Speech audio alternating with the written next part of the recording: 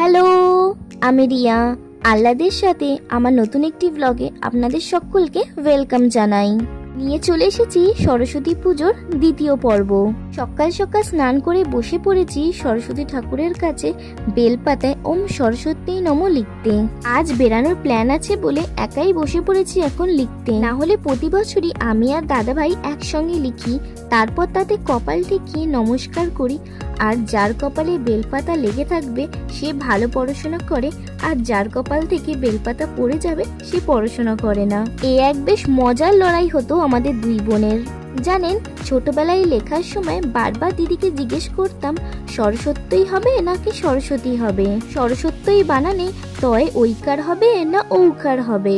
এক একটা ওয়ার্ড লিখতাম আর কতবার চোখে জিজ্ঞেস করে পাগলা করে দিতাম তার ঠিক নেই।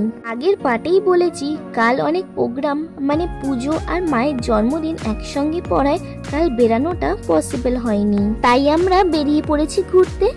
ঘোরা বলতে ওই আর কি, বাইরে লাঞ্চটা করব, সেই দিকেই যাচ্ছি। রেস্টুরেন্টটা নতুন খুলেছে তাই একটু খুঁজে খুঁজে যেতে হচ্ছে। এতক্ষণ পর রাস্তায় একটা ঠাকুর দেখতে পেলাম।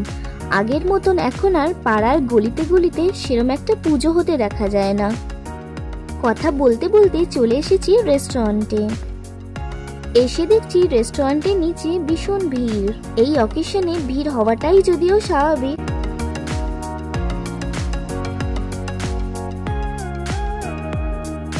প্রায় 3 ঘন্টা ওয়েট করে যাচ্ছি এখন রেস্টুরেন্টের ভেতরে।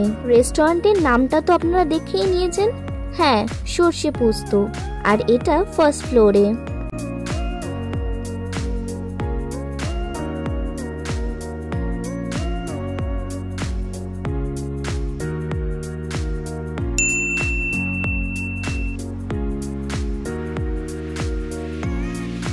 জায়গাটা ছোটর মধ্যে বেশ সাজানো গুছানো।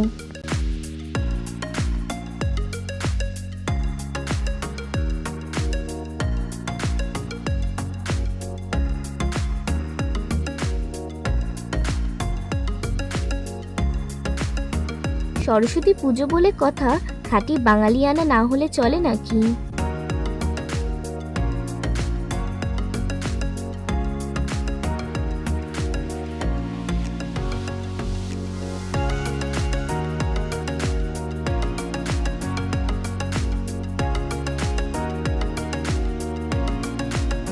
যাই হোক, অনেকক্ষণ ওয়েট করে শেষে এখন দুপুর পেরিয়ে বিকেলে লাঞ্চ করছি। এবার খেয়ে নিই।